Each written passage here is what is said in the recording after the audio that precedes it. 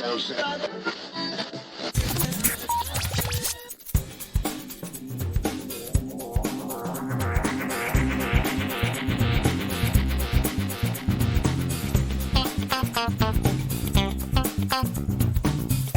and welcome to this special edition of the Geektown Radio podcast. We are back to launch, because it is the start of December, this.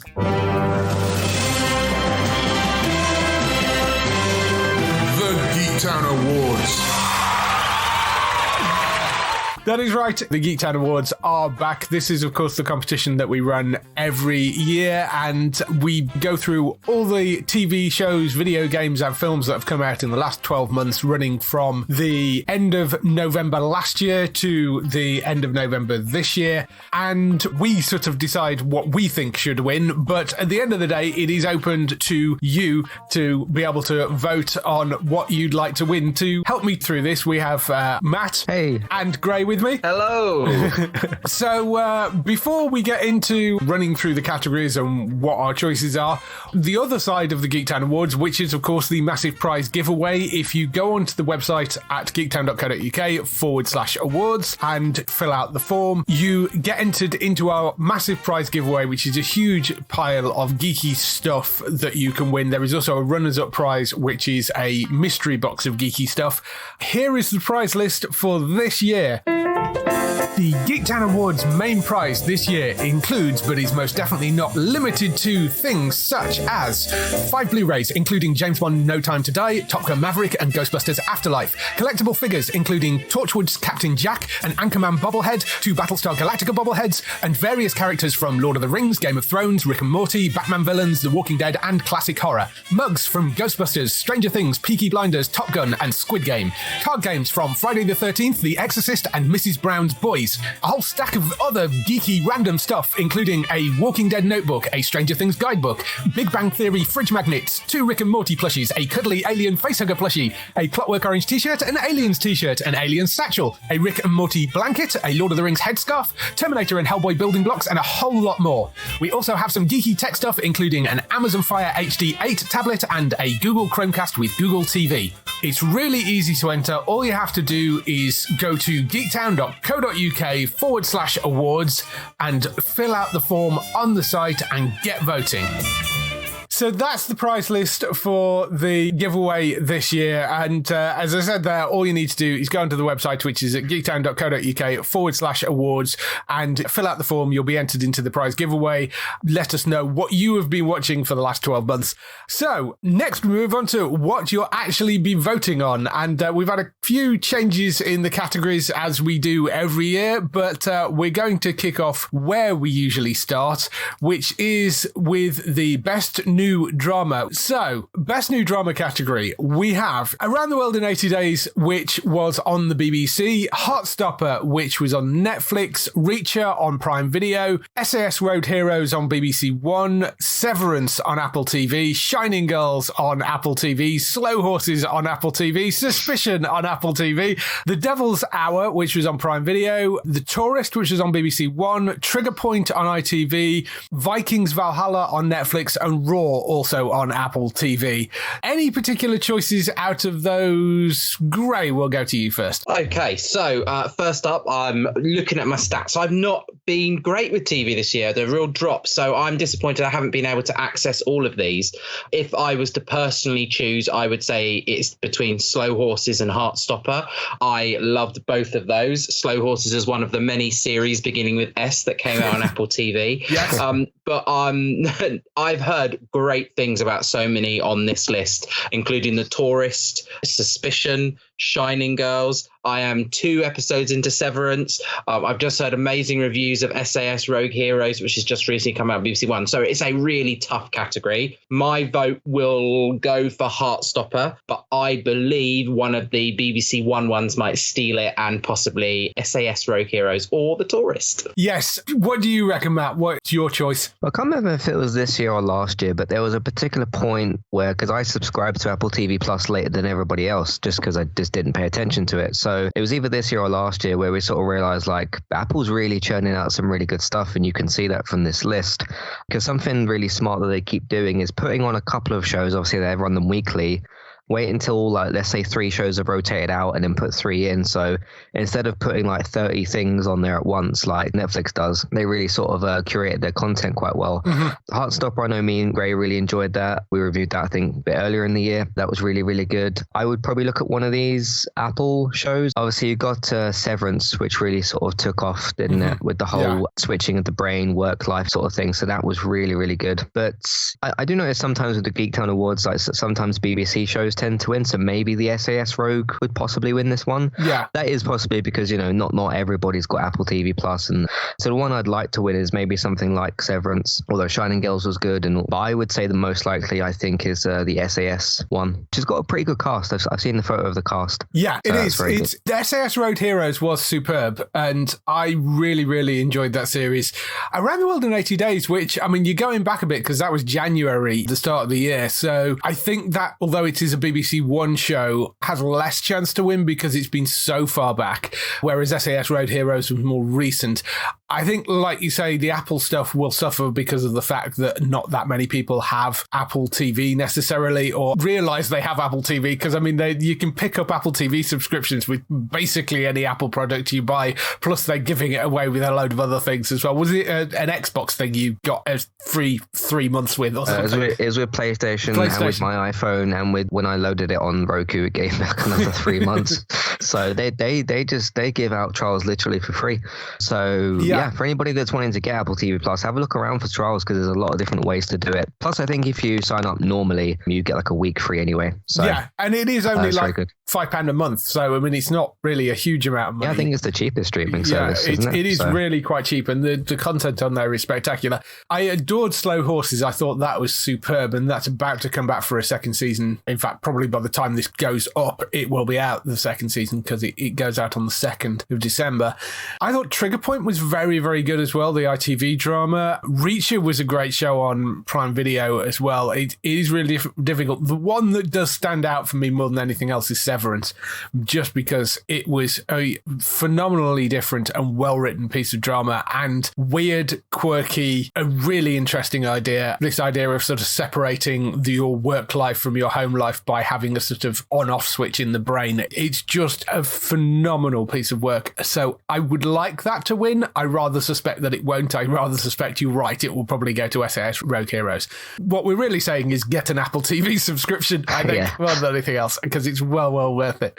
Those are the best new drama category shows. In the best returning drama, we have Better Call Saul season 6 on Netflix, Cobra Kai season 5 on Netflix, Gangs of London season 2 on Sky Atlantic, Manifest season 4 on Netflix, Peaky Blinders season 6 on BBC One, Flight Attendant season 2 on Sky Max, Handmaid's Tale on Prime Video and Channel 4 for season 5, Marvelous Mrs. Maisel on Prime Video for season 4, Yellowstone season 5 on Paramount Plus, White Lotus season 2 on Sky Atlantic, and Servant on Apple TV, which was on season 3. My personal feeling on this is it's probably going to be Peaky Blinders, because it's Peaky Blinders A and it's also on BBC One. Handmaid's Tale might give it a run for its money, because given that's Channel 4, that's got a possibility as well. I think those are probably the top 2 biggest ones. Matt, what do you reckon out of this list? I'm the one that added Servant season 3, which is an incredible, very creepy season, especially the point they're at in the story. It's supposed to be 40 chapters, so we've got 30 so far, and then it will wrap up next year with the last 10 episodes of the last chapter. But it really just ratcheted up the tension. Just incredible work on that show. I do agree with you in terms of Peaky Blinders, like if we're choosing what we think is going to win from this list. Both a very popular show. Wasn't that the final season? It was, although there is a movie coming as well. Right, yeah. I stopped after sort of 2 episodes. I didn't think it was bad. It just didn't hook me in enough to make me want to jump back into more. But like we said, BBC and Peaky Blinders very popular. Handmaid's Tale never got around to starting this newest season. Yeah, we had sort of a flood of November TV. Better Call Saul season 6 6 was phenomenal. Yes. As well, like really wrapped up, because it not only had the job of what are you doing with Saul Goodman or Gene or whatever his name was by the end, but also like at the moment that is the last piece of the Breaking Bad universe, and they handled that incredibly well, especially all like the black and white episodes and all that type of stuff. So that was brilliant. Yeah, there's a couple of other good shows on this list, but those are the ones that I'm pointing out. Better Call Saul, I think, is the one that I would like to win. That would be my choice. But yes, Peaky Blinders is the one that I rather suspect might get it because it is the final season. Gray, what about you? There are some great critically acclaimed shows on here. I haven't seen all of them, but like I've heard such amazing things about Gangs of London, for example. The critics' review of Better Call Saul was incredible. I thought Flight Attendant did really well for its return. I thought it had a really great storyline. That would probably get my vote. But White Lotus is got this weird attraction to it, even though it's not like a big action-packed thrilling drama. It's just sort of mesmerizing in terms of its visual style and the characters they build, and Jennifer Coolidge, for example. So my vote would be between White Lotus and Flight Attendant, but I agree with you. It's probably going to go to Peaky Blinders, you know, it's the big BBC finishing show. But I saw so many people getting engaged with Better Call Saul. I think that could give it a real fight this year, and Netflix could take this award. Yeah, I hope so. I mean, there are still quite a lot of Netflix subscribers out there, so I mean, maybe we're misjudging the influence of the BBC, but again, you are two shows on final seasons with Peaky Blinders and Better Call Saul, so that may influence the voting as well. Handmaid's Tale's got one more in it. Yes, one more season after this, so that'll be another one that ends on season 6. So that is going to be an interesting one, because Handmaid as well is also fairly well spread in terms of it being on Prime Video and Channel 4, so it's going to be an interesting one, that we'll see. Moving on to limited series, there were an awful lot of limited series this year. These are sort of the one-off series. There were some really great ones. We have on Paramount Plus 1883, which is the Yellowstone spin-off series. We have Anatomy of a Scandal, which was on Netflix. We have Blackbird on Apple TV Plus, Fear Index on Sky Atlantic, Gaslit, which was on Stars Play or Lionsgate Plus as it is now, Inside Man on BBC One, Joe vs. Carol on Peacock, Pam and Tommy on Disney Plus, Pistol on Disney Plus, The Dropout on Disney Plus, The Essex Serpent on Apple TV, The Ipcris Files on ITV, Undeclared War on Channel 4, We Own This City on Sky Atlantic, We Crashed on Apple TV, Willow on Disney Plus, and The Thief, His Wife and Canoe on ITV.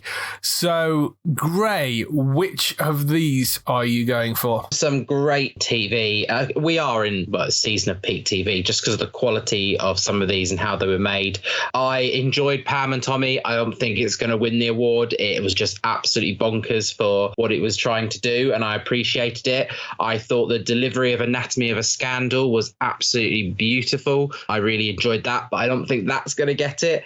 I was a huge fan of The Thief, His Wife and Canoe. I was obsessed with this story. For those people who've not got it, it's the dramatic retelling of the man who got into a canoe to fake his death. Right, and yes. I've listened to podcasts on it, and I've listened to so much like true crime stuff on it. Absolutely fascinating, and it was delivered so well. The performances were just amazing, and I'd love to see that get it, but it's a tough one to call. Again, I don't want to guess our Geektown viewers and listeners, but you know, something like Inside Man could take this, something like The Essex Serpent, The Undeclared War. Hard to call, Dave. I'm not going to call it this time. I'm just going to say I would vote for Anatomy of a Scandal and The Thief, Wife and His Canoe. What about you, Matt? There's only a few I saw on this list. We Own This City I thought was incredible. I don't know if you'd call it a slow burn, because it did start pretty big, but then it got just like even bigger as you got to sort of, because it was 8 episodes. Once you got to sort of episode 5, 6, that sort of point of it really started ramping things up, and I thought that was absolutely brilliant. That was David Simon, wasn't it? The guy behind The Wire. Yes. You obviously got John Bernthal, and you got a few cast members from The Wire and that type of stuff. So that was just another one of his really great things. Obviously, he's done The Deuce as well, which was brilliant, and that was on Sky, and a lot of people do have Sky, so I thought I think that's got a good chance. No one's really talking about Pam and Tommy at the moment. It might be one of them things where it was a good few months ago, but I remember at the time when that came out, a lot of people were talking about that, and a lot of people do have Disney Plus. I'm not sure about some of the others. So the one that I would want to win is We Own This City. The one that I think possibly has got a good chance is maybe Pam and Tommy, just because at the time a lot of people were really talking about that. I mean, my vote would go for We Own This City. I thought that was a phenomenal piece of drama. that. I do wonder if Willow will do well in this category because it's brand new and it's a beloved character. So it'll be interesting to see how that fares. Anatomy of a Scandal, I know there was a lot of talk about, so that I think has a reasonable chance. And again, it's Netflix, so there's a wide viewing for that. Inside Man, again, BBC, so there's a wider audience for it. Ipcris Files, I thought, was quite good. I don't know. The Dropout, of course, was one of the big award darlings. So whether that has the same resonance with a British audience, I don't know. We'd have to wait and see. Just an incredibly strong lineup of one-off limited series dramas this year, and there is a lot more of those sort of things being made because they're much cheaper because you've only got to hire actors for one season then. So that's going to be a very interesting category to see what wins out of that. Moving on from the dramas to comedy, we have an interesting selection of quite a lot of new comedies actually this year. We have Abbott Elementary, which was on Disney+, Am I Being Unreasonable, which was on BBC One, Bad Sisters on Apple TV+, Big Boys on Channel 4, Blockbuster on Netflix, Hacks, which was on Prime Video, Loot, which was on Apple TV+, 10%, which was on Prime Video, The Bear on Disney+, The Curse, which was on Channel 4, Man vs. Bee, which was on Netflix. How I Met Your Father is also on that list. I enjoyed 10% a lot, but Hacks, which, I mean, although it has actually aired 2 seasons now over here, both seasons aired this year, which is why it's in the new comedy section rather than being in the returning comedy. Hacks was an outstanding piece of comedy, and I really, really enjoyed it. Performances are just wonderful. If you've not caught that, it is on Prime Video. It is hilarious. It's about a aging Vegas comedian who gets lumbered with a sort of Gen Z writer who has fallen on hard times, and it's about the sort of relationship between the pair of them as they sort of navigate trying to update her material. Just outstandingly good. So that would be the one I'd go for. I don't think it's necessarily the one that's going to win. I don't know what will take it out of this. It's very hard for me to say. They're fairly evenly spread amongst the broadcast channels and the streaming services here. Gray, what about you? So I'm enjoying talking about this category because when you get later and you start talking about games, I'll go quiet. But I have seen everyone in this list. Excellent. So every one of the nominated series. I may not have finished them all. I'm still a couple of episodes into Bad Sisters and a couple of episodes into The Bear. But I absolutely agree. It's a really tough one to call. I would love Hacks to win. I think Hacks was really good. But Abbott Elementary is an absolute awards darling over in the States. Picked up loads of awards, but loads of people around me have been talking about Am I Being Unreasonable? Dark comedy, Daisy May Cooper, BBC One. It has got a lot of people talking. It hit at the right point where people were needing that sort of thing in their lives, and absolutely brilliant. But no, I've seen every one of them. I agree with a lot of what you said. Hacks probably should win, but I'm seeing Am I Being Unreasonable probably being up there as one of the better ones. What about you, Matt? I'm the one that added Man vs. Bee when I went through my reviews and stuff yesterday to get a bit of a recap of the year. It was a Rowan Atkinson thing. It was a basic premise of he goes to basically house sit somewhere. It's, very big and lots of expensive stuff and lots of things that he can accidentally break when this bee gets into the house. There's a dog involved as well. So there's all sorts of different ways that things can go wrong. I thought that was a good entertaining time, and I thought it wrapped up quite well. I was going to possibly put it in limited series, but I have seen a couple of things written about a possible season 2, so right. I put it in this. Yeah. So I remember, Gray, you recommended Big Boys to me. That was after we saw Heartstopper, because you said it was another LGBTQ type of story, but I never got round to watching that. So by kind of default, I would go with Man vs. Bee. The one I think is going to win, don't know, Hacks might have done pretty well. You've said a lot of good things about that, David. I've never got around to seeing that, but from both what you've said and what other people have said about Hacks, it's very good. So, and it's got Jean Smart, and she's amazing, quite popular. Yes. So maybe I'd go with that here. I'm not necessarily convinced Hacks is going to win it purely because of the fact that it is on Prime Video, and that may cause issues with it.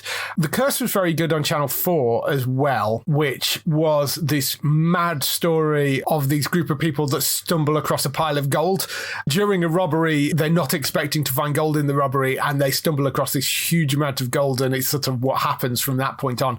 It is actually coming back for a second season as well, but that was really quite enjoyable. I think they did an amazing job with that. So that may be in with a shout possibly as well.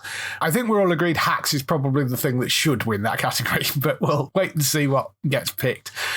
Returning comedies, again, pretty good list here. You've got Afterlife Season 3, Atlanta Season 3, Barry Season 3, Brassic Season 4 on Sky Max, Breeders on Sky Comedy, Dead to Me Season 3 on Netflix, Derry Girls on Channel 4, Ghosts Season 4 on BBC One, Always Sunny in Philadelphia Season 15 on Netflix, Mythic Quest Season 3 on Apple TV+, Only Murders in the Building Season 2 on Disney+, Russian Doll Season 2 on Netflix, Starstruck Season 2 on BBC 3, Outlaws Season 2 on BBC One, What We Do in the Shadows Season 3 and 4 on Disney+. So again, a very strong list. Matt? Out of the categories we've gone through so far, this is probably the most competitive, I would say. And I've seen a good chunk of these shows. Afterlife wrapped up really, really well. Atlanta, I thought was just incredibly well written. Barry was really, really good. There was some really good stunt work on that third season and just the way that they put that show together. Brassic, I haven't seen Season 4, but I've seen up to Season 3. That's really good. That's just sort of a good fun time. Dead to Me, I almost started Season 3 the other day, but I haven't got around to that one. Mythic Quest, which has just come back as, I think, out of current ongoing shows on TV, I think it's the best one out at the moment. Russian Doll was really good, considering they changed the format slightly for it and that they didn't try to tell the exact same story. They tried to go a bit different with it. I thought they pulled that off really well. The one I'd want to win this is Mythic Quest, just because it is so good. I don't know which one of these is going to win. You've got a few Sky things here. Maybe Barry. Maybe something like Ghosts, though. I think you and Gray have talked about Ghosts a couple of times. It's one that I've not seen. If I was going to go for anything out of this list, what I think is going to win, it's going to be Ghosts. But Mythic Quest, I thought was superb, and the third season is brilliant. The second season of Only Murders, I thought was superb as well. Really fun comedy that is way better than it kind of on the surface feels like it should be. Those are the ones I probably go for. I would want, again, Mythic Quest to win, but Ghosts, I think, is probably the one that's going to take this just because it's a hugely, hugely popular show. Gray, what do you think? Again, a great list. I think I'm becoming the comedy expert in terms of the things I'm seeing, but listening to some of what you're saying, I totally agree. Afterlife, brilliant Season 3. Also an awards darling, would potentially get the award. Loved Barry, but I think Barry's got quite a niche audience, and I don't know if it's as big a following as possible. Absolutely outstanding end to that series. But yeah, I kind of think it probably won't get it because it's quite niche. Derry Girls, that got a lot of trend and discussion around its ending and the way it sort of reflected on what was going on in Ireland at that time. So that potentially could nab it. I love Ghosts, absolutely. Not sure it's got it in to win it though. So my bet would be for Derry Girls. I love Only Murders in the Building, brilliant again, but I don't think it's got a big enough audience. Same with Russian Doll and Starstruck. So yeah, I think my bet's going to go for Derry Girls, with Ghosts probably in second place. Interesting. I reckon Ghosts probably has the bigger audience, but it's an interesting one. I think Afterlife will do very well. It's got Ricky Gervais on it as well. Yeah, so. and Afterlife was hugely popular. So I don't know. That's going to be an interesting one to see what comes out on top. I do think it's very tough. I mean, It's Always Sunny has a huge amount of fans as well, despite the fact that it's a show that's been around for 15 seasons. So, and What We Do in the Shadows, I know, has a hugely popular following. So that's going to be an interesting one to see what comes out top there. Wonderful selection of comedy we've had this year. Moving on to things that are a bit more our wheelhouse, the new sci-fi series. Now, we used to group this together with sci-fi and fantasy, but there are so many of these shows around now, we can actually separate them out into a sci-fi category and a fantasy series category. So the sci-fi category, we have Halo Season 1 on Paramount Plus, Severance Season 1 on Apple TV, Star Trek Strange New Worlds Season 1 on Paramount Plus, Andor on Disney Plus, Obi-Wan Kenobi on Disney Plus, Book of Boba Fett on Disney Plus, The Lazarus Project on Sky Max, The Peripheral on Prime Video. Check in with Gray first to see what, if anything, he's seen out of this list. Well, I would like you both to give me a virtual pat on the back. I have seen 2 of these, everyone. And I'm going to go for the one I enjoyed the most, even though I haven't finished Severance, but I'm enjoying it. But for me, I absolutely love The Lazarus Project. Yes. Absolutely fantastic. And I just thought it was really well delivered. I really liked the storyline. It was really good to follow. Some of the episodes felt like they were almost self-contained. I love the sci-fi element to it. So yeah, I'm definitely going to give that one a vote. Cool. Yes, amazingly great to see 2 shows on a sci-fi list. Matt, what about you? I actually dropped out of Andor after about 3 episodes. Okay. I keep hearing, because it's finished its season now, I kept hearing towards the end, like, this is the best Star Wars thing ever. This is like incredible, groundbreaking prestige TV. And it was, one of them things where you not give up on a show, but you put a show down for a minute, and then weeks go by and episodes come out, and you just keep hearing non-stop good stuff about it. And you think, was it me? Did I get something? Like, did I not see something? So I either need to restart from pilot but the thing is with me with Andor is I saw, what was it called, Rogue One, and then they said, oh, we're going to do a prequel to that. And I was like, okay, I'm not sure how that's like going to be great, but apparently it's a lot better than what I've taken away from it. So that might just be a me thing. With Obi-Wan, I thought Obi-Wan was absolutely fantastic. When you bring back, Obi-Wan, and then you've got Darth Vader and you've got all these other cool characters, you can't really go wrong with doing something like that. And I thought they did a fantastic job. It did a really, really good job of sort of filling in the blanks. And also, you got obviously the young Princess Leia who was in there. She was fantastic as well. It's not always easy to get good child actors and that sort of thing, and she was great. That would be my personal choice. That'd be the one that I'm both going to go with that as my personal choice, and the one that I hope that wins as well, because I really did enjoy that. Halo Season 1 I did not like at all. I've spoken about that before. I don't think it was to do with the lore. I just thought it was the way they handled the actual character of Master Chief, and he spends more time with the helmet off than on, and you didn't have the same sort of Mandalorian effect with that. Like the mystery of who this guy is. They just like took his helmet off in episode 1 and then barely put it back on. He didn't even really put it back on when he was in combat. So some people might have really enjoyed it, so they might go for that. Yeah. Severance, like Grace said, I thought was fantastic. Strange New Worlds I enjoyed. I thought was good. Wasn't quite fully my sort of Star Trek cup of tea. That's more sort of Discovery, but I really enjoyed that for what it was. Peripheral, that's the Westworld people, isn't it? Yes. I surprisingly haven't started that yet, but I know that I need to. So yes. And then Book of Boba Fett was good for half the episodes when the Mandalorian came back. Yes. But the one I double sort of choose here would be Obi-Wan. Me personally, I don't know what will land out of this, because it's a bunch of Disney Plus series. I mean, usually you'd say Star Wars would come out top, just the fact that it's Obi-Wan, but there's 3 of them, because there's Book of Boba Fett as well. Yeah. So there's Book of Boba Fett, Obi-Wan, and Andor. Andor, I think, overall is probably the better show. It's certainly the better made show out of them. I wouldn't actually pick any of them, though. I would go... Severance, again, is an outstanding piece of drama on its own, but if I was going to go for sort of Severance as a drama in the other category, I would probably go for... I'm really torn between Strange New Worlds and Lazarus Project, because Lazarus Project I thought was wonderful. Joe Barton's great. His writing's superb on it.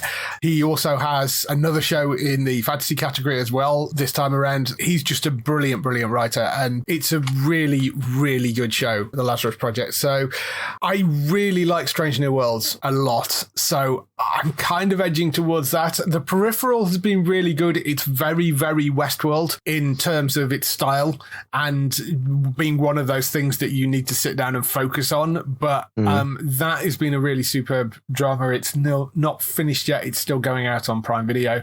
I would either go for Strange New Worlds or Lazarus Project. As for what will actually take it, I have a feeling that the name recognition of Obi-Wan might push people towards that, but there's a nostalgic element to it. Yeah, there is. So, and it's got Darth Vader in it. So, but I would not be unhappy if the Lazarus Project won this category at all.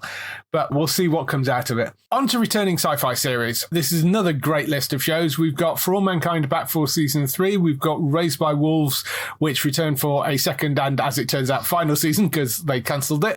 Star Trek Picard season 2 on Prime Video. We've got Snowpiercer season 3 on Netflix. Netflix. We've got The Orville New Horizons Season 3 on Disney Plus, War of the Worlds Season 3 on Disney Plus, and Westworld's fourth and, as we now understand, final season on Sky Atlantic. So we'll check with Gray again. Have you seen any of these? I have seen one of them. It's not as good as the last one, but my vote would go for The Orville. We do recognise, and I know that I spoke to you about this when I was last on, Dave, that the episodes were getting so long, but they were really well managed and really good, deep storylines. And it's gone serious, and I kind of like that. I watched it originally for the comedy, but it's won me over in terms of the quality storytelling as well. So yeah, The Orville gets its vote for me. What about you, Matt? I do love War of the Worlds. I've not started the third season yet, though, because again, we had two sort of months that had floods of TV. One was definitely June and one was November. By default, I'd kind of go with Westworld. I do think whether it was intended to be a wrap up, which I don't think it was, because they did have another season planned. On the podcast at the time, we kind of agreed like, okay, you can kind of like stop here. I think I personally, even though they've actually cancelled it and that now, I'm not that's not one of them shows where I think, oh, I desperately needed another season. No. It's one of them where I sort of got to the end of the fourth one. Wasn't quite as maybe good as the previous season, but it ended in a nice place where you could kind of like say, okay, that was a good place to finish things. I also thought the season itself was good. I've seen the pilot of Orville. That was probably like 5 years ago or something. Raised by Wolves. I did like the first season. I heard some not so great things about the second season, and it just sort of came and went, and now I probably won't watch that. And For All Mankind, I've seen the first 2 episodes, but I know that I need to get back to that. I didn't stop watching that because I thought it was not good. It's just because, other things came out. But yeah, when the third season came out this year, just heard endlessly good things about it, and I was like, I need to get back to that one. Mm-hmm. So, but I would go with Westworld. The one I think would possibly win, well, obviously Star Trek Picard's very, very popular, but the Orville is as well. Yeah. I'd possibly go with the Orville here. Plus, I think from my understanding of the quality, I don't think as many people enjoyed Picard season 2, so I'm gonna go with the Orville. But I would like to see Westworld win it. So those are my choices for that. My choice will be For All Mankind, I think, because I just think that's a phenomenal piece of drama. Westworld was good, and I agree with you. Although it was cancelled, it ended in a point where you can kind of think, well, it doesn't necessarily need another season. You can kind of get away with ending it there, and it'd be fine. Yeah. The Orville, I thought, was outstanding and really stepped things up and turned it into a proper sci-fi as opposed to a comedy sci-fi pretty much for that third season. They really went epic in scale. Snowpiercer again was great. I mean, that was a really, really good season, but it comes at the start of the year, so that may be slightly detrimental towards it. Picard, the second season I thought was much better than the first, but whether that would be enough for people to sort of pick it over this, I'm not sure. Westworld is quite popular, so maybe that, but maybe the Orville will take it. We'll have to wait and see what people vote on for that. Moving on to the other split category, we're now into new fantasy series. So we have House of the Dragon, which obviously appeared this year on Sky Atlantic. Schmigadoon, which is on Apple TV+. We have The Bastard Son and the Devil Himself on Netflix. We have Lord of the Rings, The Rings of Power on Prime Video. We have The Time Traveler's Wife, which was on Sky Atlantic. We have Vampire Academy, which is on Peacock, and we have All of Us Are Dead on Netflix. Gray, have you seen any of these? One again. I'm still hanging in there, team. I have seen The Time Traveler's Bottom. I mean, The Time Traveler's Wife. If anyone watched that, obviously it was a lot of Theo James's bottom. Yes. And he's then gone on to The White Lotus, and he's showing more than his bottom this time. Mm-hmm. I liked it, but obviously, sadly, that's not continuing. So I don't think it's going to win. Let's be honest, this category, even though I haven't watched either of them, will be a battle between House of the Dragon and The Rings of Power, in my opinion. Yes, I think you're possibly quite right. What about you, Matt? Yeah, I think that's the statement with this, isn't it? It's between Lord of the Rings and House of the Dragon. I thought Rings of Power was good. Very, very long episodes, but they were very, very good. House of the Dragon I think, will be the one that will win this. All of Us Are Dead, that's the one that I obviously added because I'm the zombie person here. Doesn't need a second season, but got renewed for one. But then there's Black Summer, which I'd like to have another season, season, which isn't renewed for another season. So I'd like to swap that around if possible. Yeah. But Time Traveler's Wife I thought was very good. The Bastard Son Devil Himself I've never seen. I'm not sure if I've actually heard of that one because there's about 5 billion Netflix shows. But yeah, this will be between House of Dragon and Rings of Power. And I think it will probably be House of Dragon. Yes, I'm kind of with you. I think it will probably be between Lord of the Rings and House of the Dragon for the top 2 spots. And I suspect House of the Dragon will probably take it. Bastard Son Devil Himself is Joe Barton's other show after the Lazarus Project. And it's really, really good. It's very British drama, but has sort of demons and stuff. And it's really well worth watching. But that's on Netflix. Out of all the shows on the list, I think the one that I really enjoyed was The Time Traveler's Wife, which was the reason I kind of put it on there, even though it has been cancelled and isn't coming back. I really enjoyed that series, and I think that's a huge mistake for HBO not to bring that back. But that personally would probably be my choice out of everything on that list. But I suspect you are right. I suspect it's a battle between Game of Thrones and Lord of the Rings for that.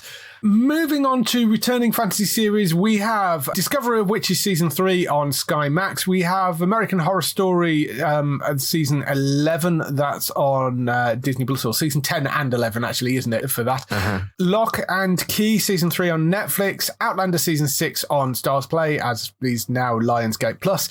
See Season 3 on Apple TV Plus. Stranger Things Season 4 on Netflix. The Witcher Season 2 on Netflix.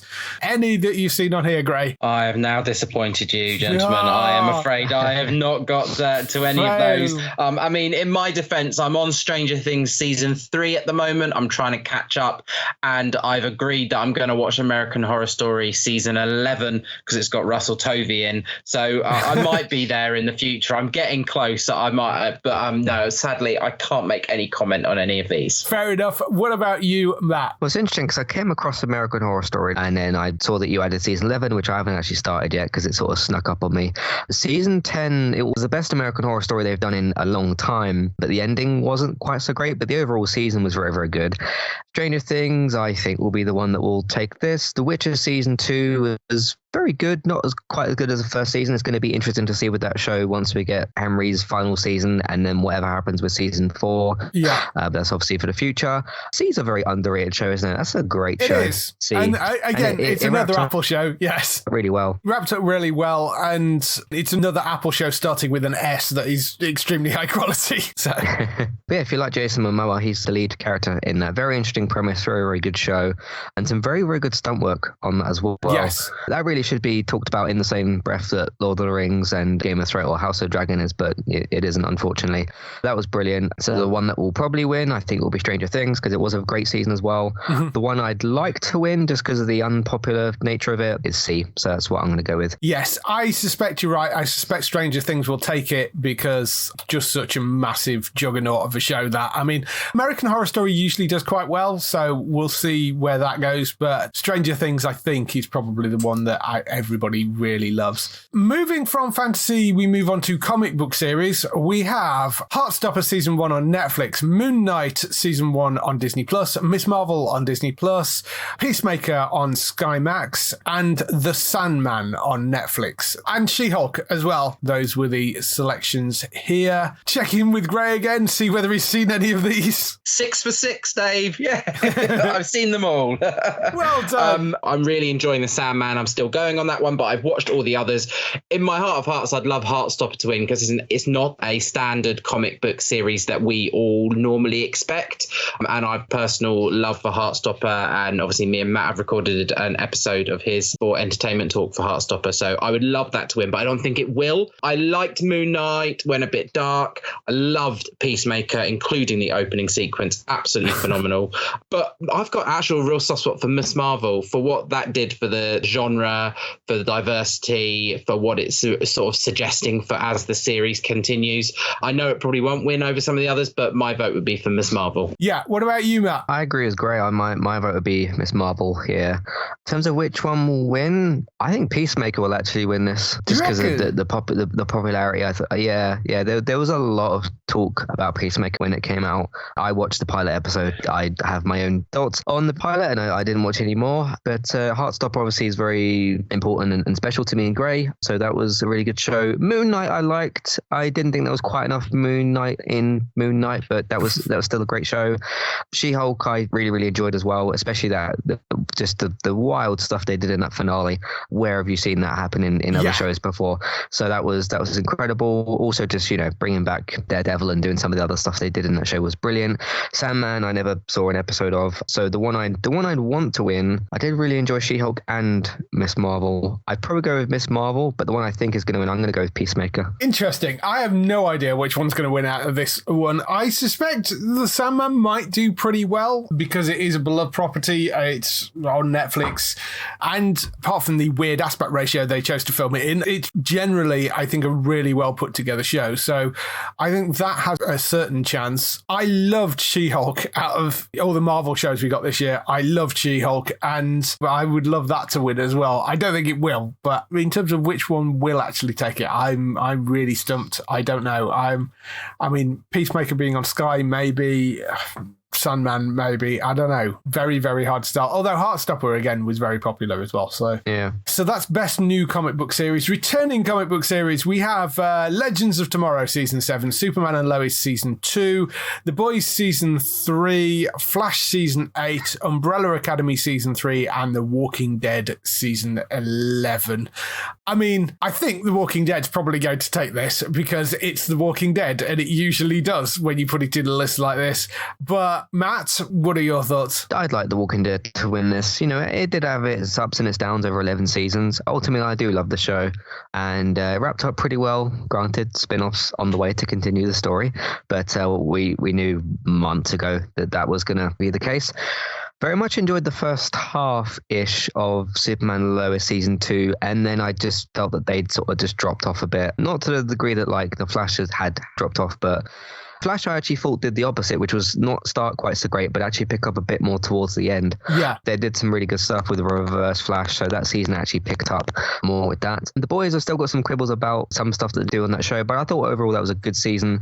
So the one I'd want to win, I'd go with Walking Dead. And yeah, I'll also go with that as a guess as to which one is actually going to win.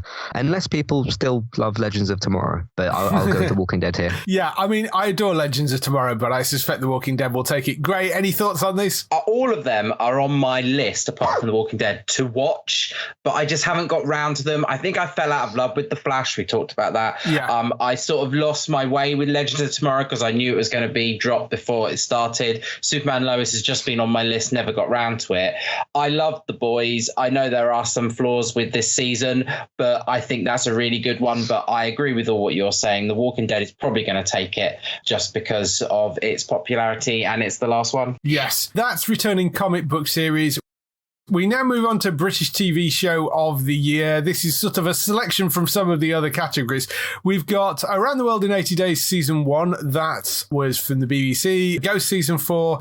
SAS Rogue Heroes, Starstruck, 10%, which is on Prime Video, The Tourist on BBC, This Is Gonna Hurt on BBC One, and Hollyoaks The Long Walk Home, and Trigger Point on ITV. Gray. A tough one. I've seen the majority, or they're on my list. I do think This Is Going to Hurt was a complete blow me away type drama. I know how it doesn't fit into a lot of the other categories, but I can see this going to a classic BBC One or ITV drama, possibly Trigger Point, possibly The Tourist. But I would put my vote in for This Is Going to Hurt. Yeah, I mean, it's on my list of things to watch, and I really need to sit down and get to it.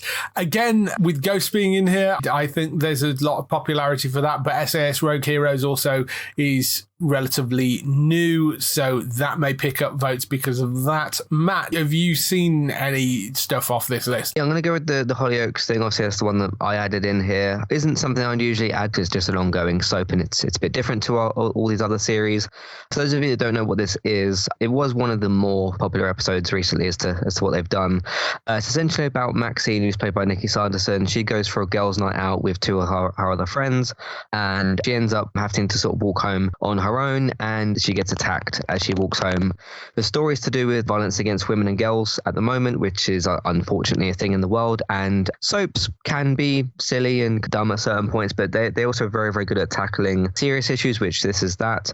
The storyline is still actually ongoing. Obviously, with soap stuff, it takes a while to conclude those things. In addition to that as well, they also did a VR experience, which you can watch on YouTube. It sort of puts you in Maxine's shoes, so to speak, and it's like a short little 5-minute thing. All of it was very, very good. I thought Nikki's acting was incredible throughout it. Have I seen anything? Because I'm see, this is with how we go through this with Gray, and he hasn't seen like certain sci-fi shows and stuff. I'm sort of the one on the British TV stuff where this is where I haven't seen a lot of things. I just, when it comes to things like BBC and ITV, I'm not really paying as much attention as the other streamers and stuff. So I've not unfortunately seen anything else here. But SAS, I think, will possibly be the one that wins this. But it will be cool if the Hollyoaks episodes win. I know Gogglebox did something with that as well, so maybe it got a bit more recognition there. Yeah, maybe. I suspect SAS, Road Heroes, possibly Ghosts are the ones that are probably higher up the list. It'd be nice to see Trigger Point pick some stuff up as well, but we'll see what people vote for here. Now, we move on to Gray's category, which is Best Factual Structured Reality or Entertainment Show. So we have Freeze the Fear with Wim Hof, Glow Up, which was on BBC Three and iPlayer. We have The Great British Bake Off, Hungry for It, which was on BBC Three, I'm a Celebrity on ITV, Last Week Tonight with John Oliver on Sky Comedy, Nevermind the Buzzcocks on Sky Max, Taskmaster on Channel 4, The Daily Show on Comedy Central, The Last Leg on Channel 4, The Vow on Sky Documentaries, This Is My House on BBC One, and Welcome to Wrexham on Disney Plus. Now, Matt will have seen a very limited amount of these, I'm fairly sure. So, thoughts before we get to Gray? Thoughts? Welcome to Wrexham's the one that I'd like to win. I thought that was a really, really good look. Just behind the scenes things on football, and obviously it focuses on Ryan Reynolds and Rob McElhenney, who bought Wrexham recently, and goes through the ups and downs of football, which can change in seconds depending on what's going on. So I thought that was really, really good. It touched on a lot of sort of like the more human side of football, as opposed to just you turn on the TV, 90 minutes of football and that's it. It sort of took a look at other things, which was really good. And I've not seen anything else on this list. So yeah. Gray, what about you? This is your category. So I've put this category in the last few years because it is a big category that I think a lot of people just tune in, and they are sort of heartwarming shows or entertainment shows that just go on in the background a lot of the time. They're not there to be critics' favourites and awards, but they fill up a lot of our times, and some of them are done really well. There are some great ones on here that got a lot of notice when they came out the first time.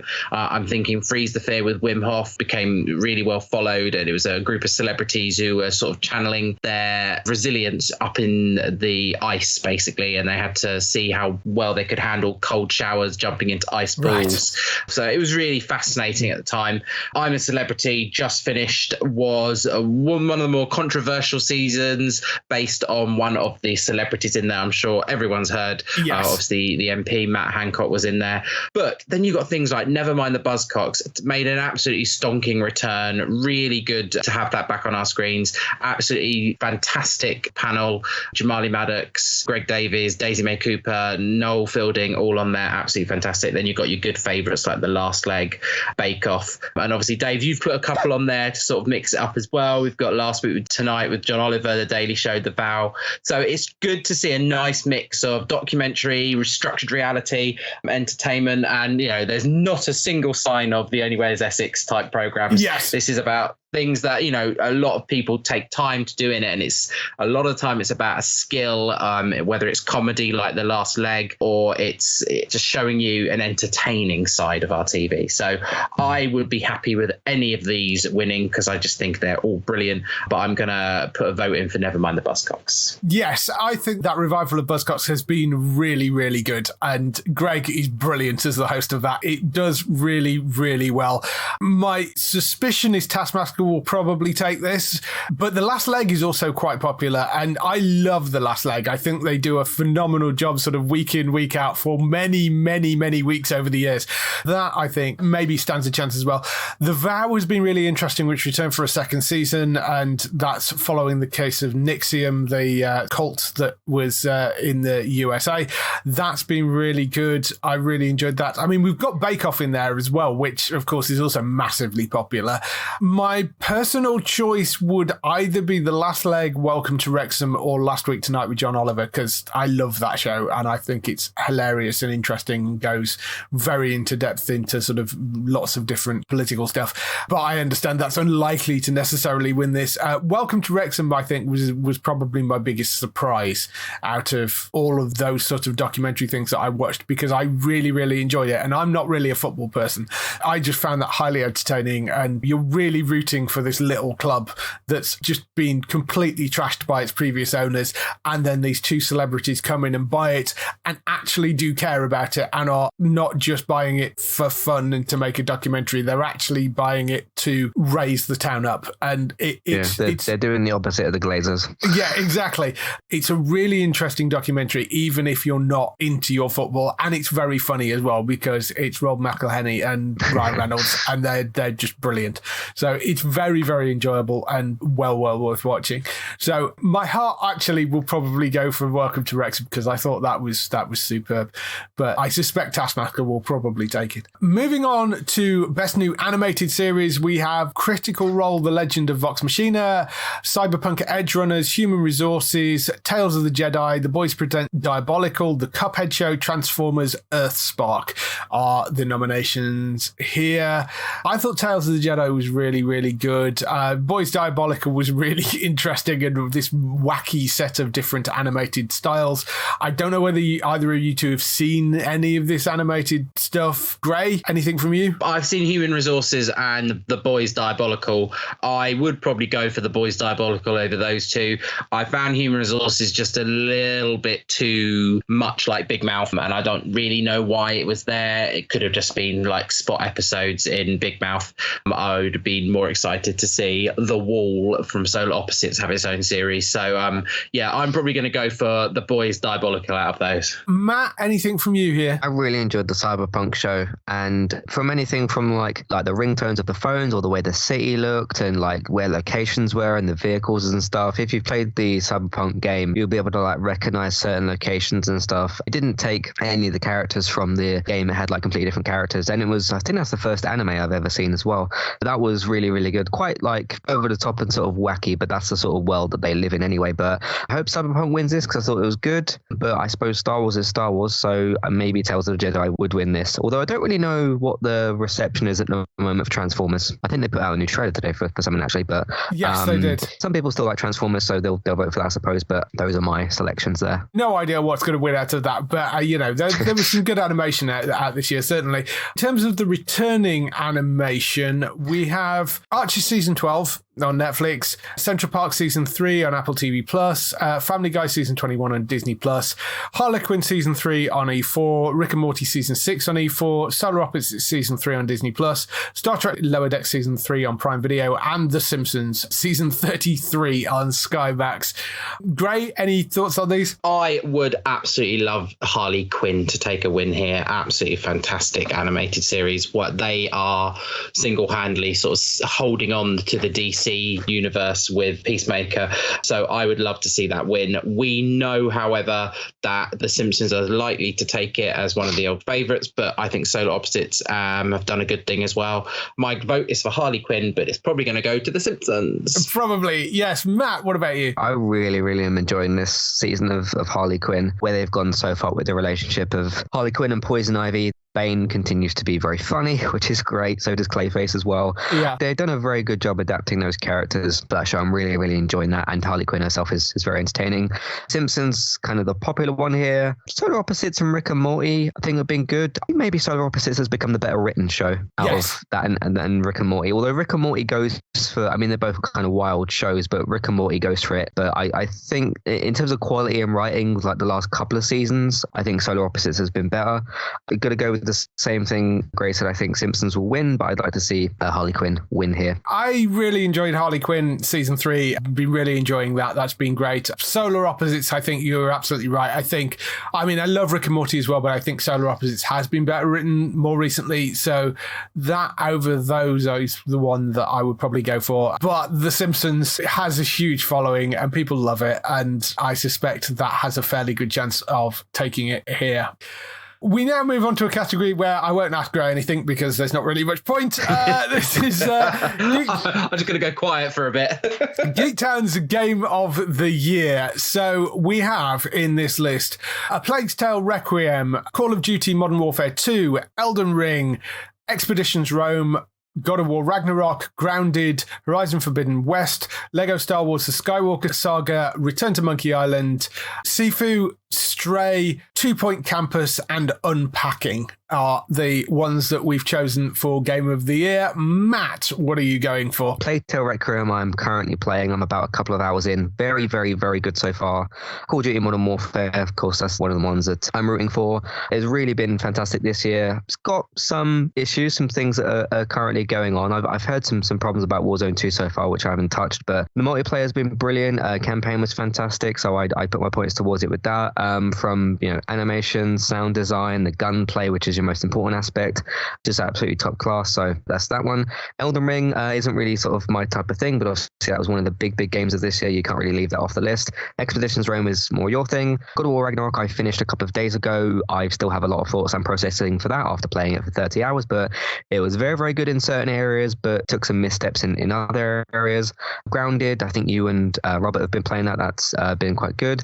Horizon Forbidden West was pretty great. Did some very good work with the actual character development of Aloy.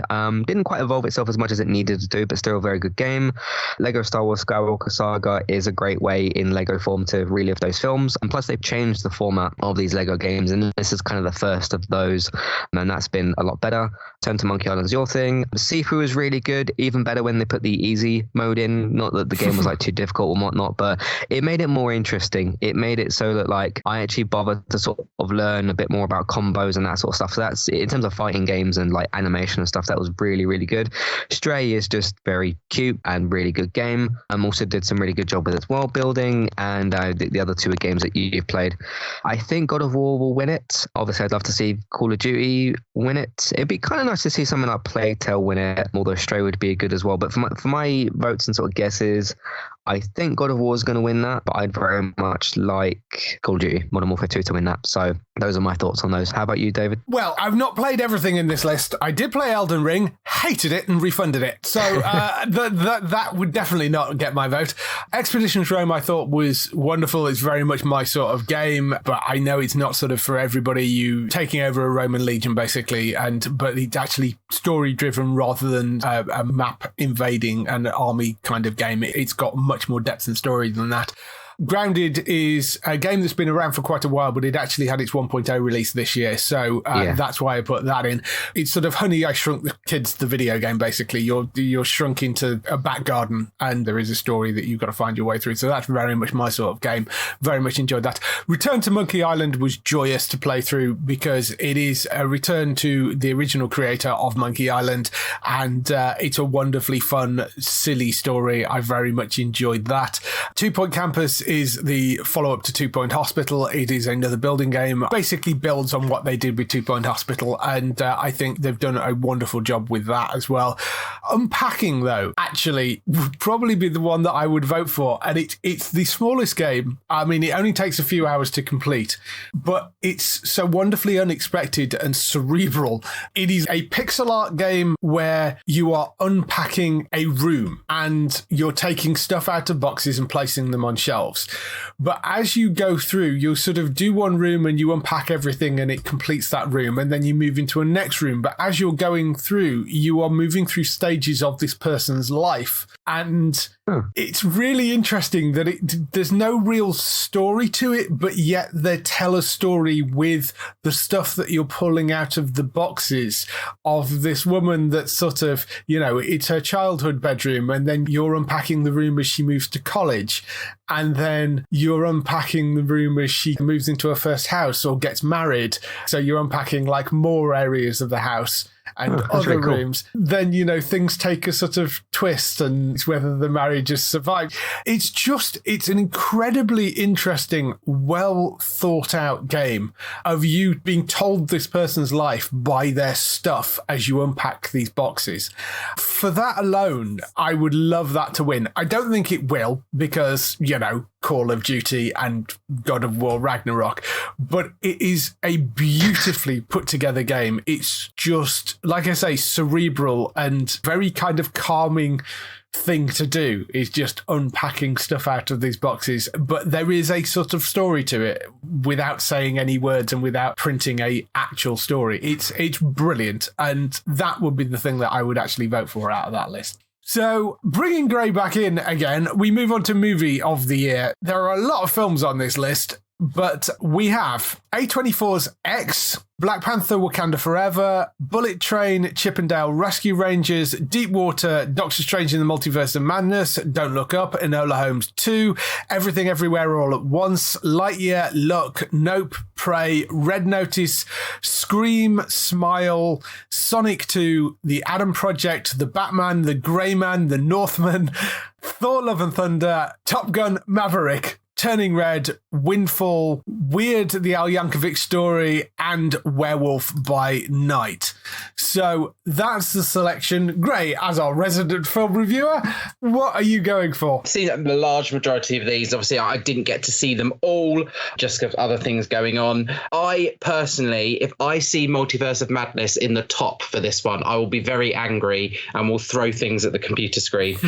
So I'm hoping that one doesn't do very well. I really loved Wakanda Forever. What it sort of honoured the Chadwick Boseman is absolutely beautiful, and I would love to see that win. But I haven't seen it. I didn't want to see it. I chose not to go and see it. But I actually think Top Gun Maverick's going to take this one just for what it's done for the cinema. It gave it a real boost when it needed to. The nostalgia, the heart back to the original, the soundtrack and everything. I've just heard such amazing things. Can't get me to go along though. I'm not interested in the planes at all. So I think that one will probably win. But you know, it's a really mixed year. We didn't have huge Marvel films being our big tent poles. We had some reasonable ones coming along, but in terms of what we've had in the past, there was nothing that was going to take this quite easily. But I genuinely think that you're probably going to see Top Gun take it. The Batman, brilliant. The Adam Project, brilliant. I think Red Notice, really, really surprisingly good for some of these things that just went straight onto our streaming services. Lightyear, you know, it has its fans, but I don't think it's going to take it over that. And I really loved Everything Everywhere All at Once. Oh God, there's just so many. But no, I'll say it now. Top Gun Maverick will take this. Matt, what about you? Well, you can't go wrong with Toy Story, so you know.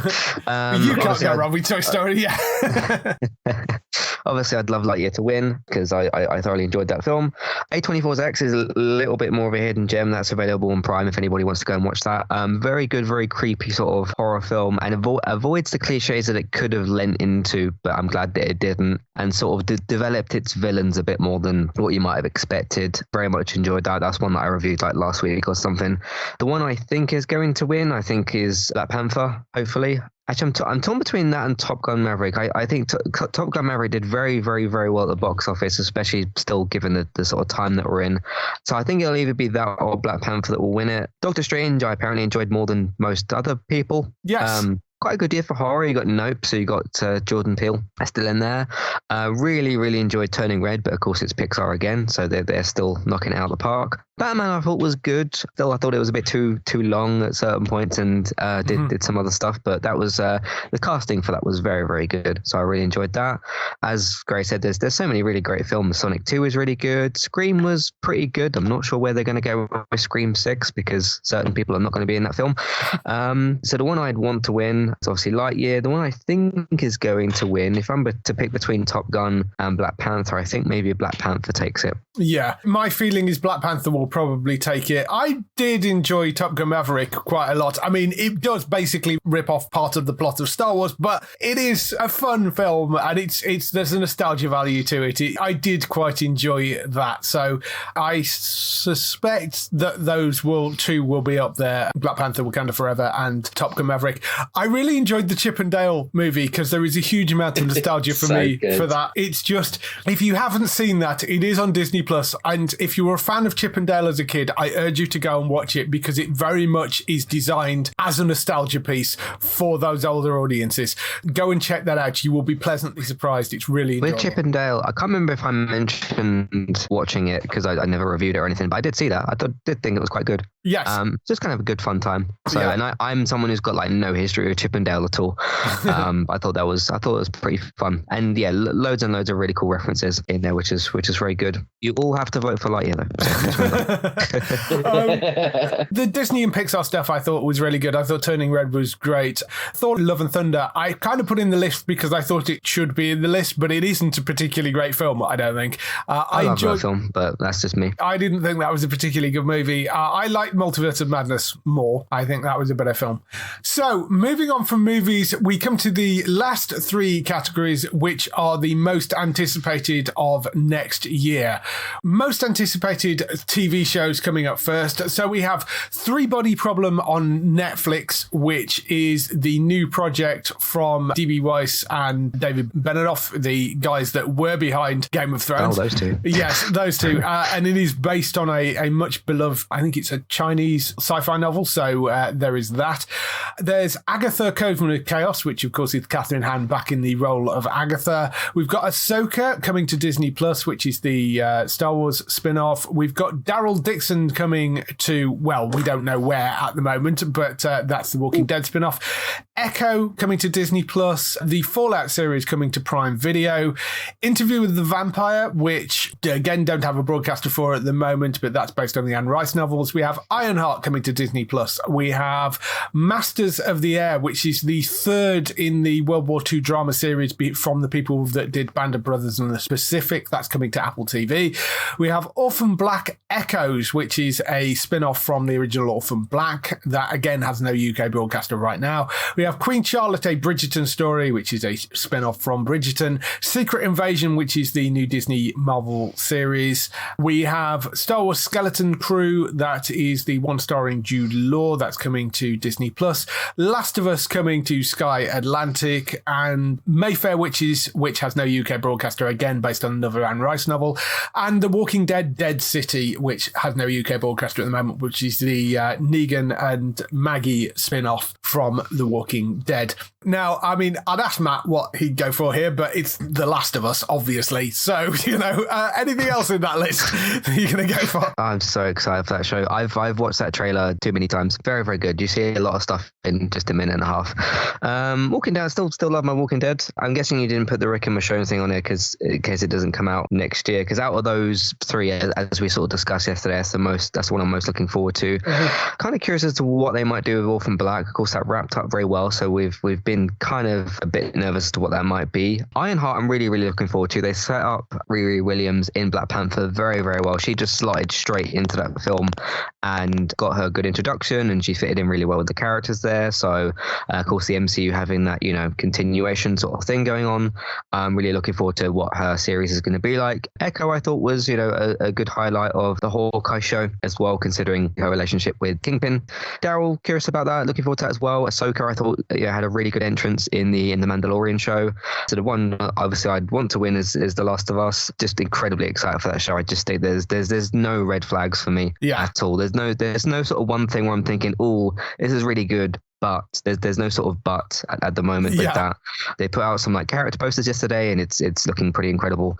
What do I think is going to win here? I remember hearing about Skeleton Crew, but I can't remember what that's supposed to be about. It stars Jude Law. It follows a group of 10-year-olds who get lost in the Star Wars universe. That's all we know about it at the moment. So. What's the one that's going to win here? Maybe something like Secret Invasion. That's got some mysterious parts to it. Possibly. I mean that for me, certainly out of the Marvel shows, that's the one that's really sticking out to me out of the Marvel series, I think. Yeah, I just think in terms of Ironheart, don't know how many people have seen Black Panther yet, so how many people have been introduced to her, because that's supposed to push her excitement up for Ironheart, so I'm not quite sure where that sits with people. Yeah. But she's very cool. What about you, Gray? I've been going through this list many times thinking, how can I choose one that's not part of the MCU? And I have been unsuccessful. I do kind of want to see Queen Charlotte Bridgerton story, but it doesn't pique my interest as much as Agatha and Secret Invasion. Vision. So for me, it's between those two. I will enjoy watching Ironheart, but I kind of agree with what you just said there, Matt. We don't know enough about her. She fitted very well into that episode, but I'm not sure how it's going to appeal when you've got someone like Miss Marvel who sort of hits that age range. I know that she's a very different character, but that was very popular. So as much as I tried to avoid being the Marvel MCU, to me it's Agatha or Secret Invasion that is going to be taking my most anticipated TV series. Certainly, I mean, Catherine Hahn was incredible as Agatha, so that I really am looking forward to. Secret Invasion, I think, tips it for me, though, out of those. So that's the one I think I'm probably going to go for.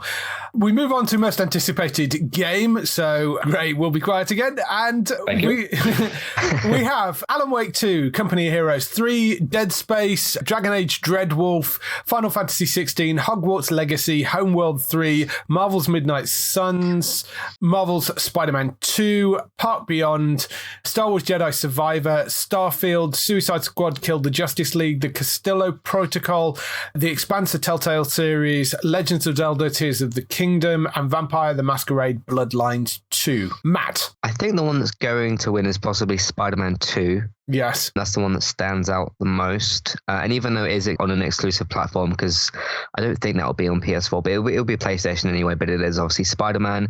The first game did incredibly well. Callisto Protocol, I'm very, very much looking forward to that. That's got some like Last of Us sort of elements to it, certainly within the gameplay of what I know. It's like with the dodging and the melee fighting and that sort of stuff. So that looks really good. Be curious to see how well Midnight Suns does, because that's a bit more like offbeat Marvel. That's sort of like their darker stuff with that. Star Wars Jedi Survivor, so that's a sequel to the previous game. That might do quite well. Starfield's got a lot of excitement around it though. Yes. So the one I think is going to win this is Spider-Man 2. I'm also very much looking forward to Callisto Protocol. For me, out of that list, it's a very much a battle between Dragon Age Dreadwolf, because I love that series. Spider-Man 2, I love those Spider-Man games. They've been great. Star Wars Jedi, I really enjoyed as well. So Jedi Survivor, I'm really interested in.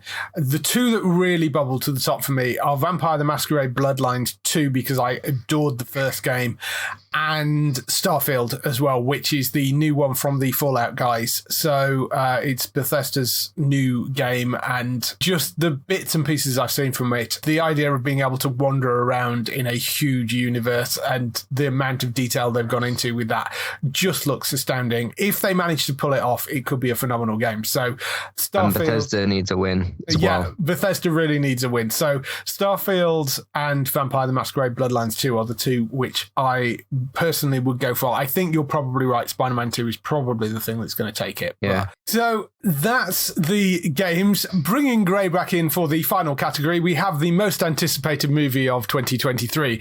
Great stuff coming out. Ant-Man and the Wasp Quantumania, Aquaman and the Lost Kingdom, Blue Beetle, Dune Part 2, Dungeons & Dragons Honor Amongst Thieves, Guardians of the Galaxy Volume 3, Indiana Jones 5, John Wick 4, Mission Impossible Dead Reckoning Part 1, Oppenheimer, Scream 6, Shazam's Fury of the Gods, Spider-Man Across the Spider-Verse, The Flash, if that ever actually lands, The Hunger Games, The Battle of Songbirds and Snakes, The Little Mermaid, The Marvels, and the Super Mario Brothers movie. Gray, anything leap at you there? Well, I can finally choose one that's not part of one of the universes, and I'm going to go for John Wick Chapter 4.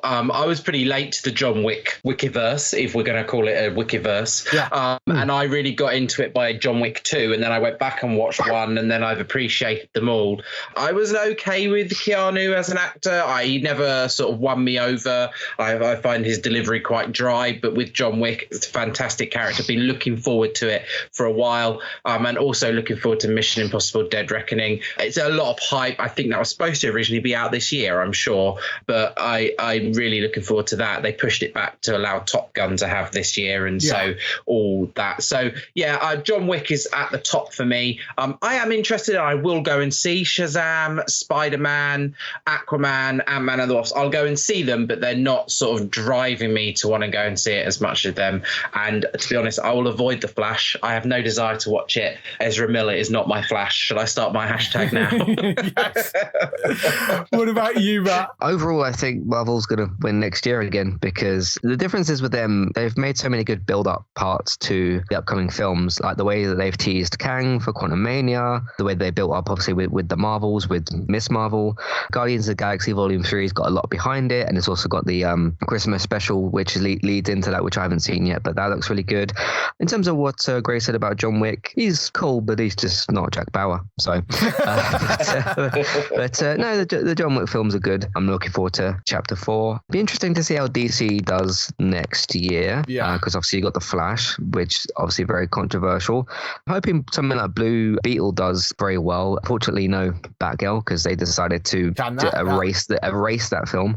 People like Mission Impossible a lot. I'm going to go here. The one that I'd want to win, the Marvels, I'm looking forward to that. The one I think's going to win, there seems to be a good amount of excitement around Ant-Man and the Wasp, Quantumania. Yeah. Something like Shazam looks like it's going to be very fun, and Spider-Man looks like it's going to be pretty good as well. Again, out of the list, there is just as we're recording this, there is an official trailer just dropped for the Indiana Jones. It's called Indiana Jones and the Dial of Destiny is the movie. So that may perk up some interest in the Indiana Jones film, because there is now a trailer for it. So Indy 5, I suspect, has got a very good chance of picking up a lot of votes in this, maybe over some of the Marvel stuff this time around, because I think people are a bit marveled out at this point. I think they still enjoy them and they'll still go to see them, but I think something like Indy returning could push it possibly top. But I want to give a shout out as well to the Dungeons and Dragons Honor Amongst Thieves film, because it's very easy to write that movie off. But I saw some bits and pieces over at MCM of that, and it is hilariously funny from what I saw of it. It's Chris Pine in the lead role of it, and it's from the writers of one of the Spider-Man movies, John Francis Daley and Jonathan Goldstein. Spider-Man Homecoming, was the one that they wrote. And it's very, very, very funny, and I think will be well worth watching. Don't write it off just because it is a Dungeons and Dragons movie and they've all been rubbish up until now. It's very much got the feel that you want for a Dungeons and Dragons film. I would give a highlight for that, but I suspect Indy is going to be the one that probably takes it. Would be my What guess. do you both think so far of the Mario trailers? Well, I'm not a massive Mario fan, so fine. I still don't understand why they didn't let Charles Mamet do the voice and they gave it to Chris Pratt. I still don't understand that decision, but fine if that's what you're going to do, because it's not like you need the recognition for it, and I think a lot of people would rather have had Charles Mamet as the voice. But anyway, it's a gaming film, so I'm not entirely sure Gray will have an opinion on it. Well, I kind of saw the trailer and I was like, am I interested in this? I'm not sure. Well, the only game I do play, as I've told you many times, is Mario Kart. So there's a spike of interest, and I remember seeing the original film back in the 90s. Yes. Which was obviously, it's a cult classic, but also terrible as well. Yes. Piqued my interest, but I don't think it'll be I'll go to the cinema to see it. Let's just say that. No, me neither. So that is all our categories for the Geektown Awards this year, but we've given you our opinions. At the end of the day, the voting is up to you. So the voting is now open on the website. If you go to geektown.co.uk/awards, you can go and enter and be in with the chance of winning that massive prize package. Thank you for joining me. It's been lovely having you both back on, because we've been off Geektown Radio for about a month, so we will be back with regular Geektown Radio shows as well. Matt, of course, you can find over at Entertainment Talk for all his stuff, and entertainmenttalk.org for lots of podcasts and stuff over there. And Gray, you can find at Gray the Geek, Gray with an A, Twitter, if you want to go and follow him over there. So that is everything for this Geektown Awards launch podcast. Join us again on the regular show. That will be back. Look for Geektown Radio on any place you get your podcast, or you can find it on the website at geektown.co.uk. That's it for everything. Goodbye. Bye. Bye.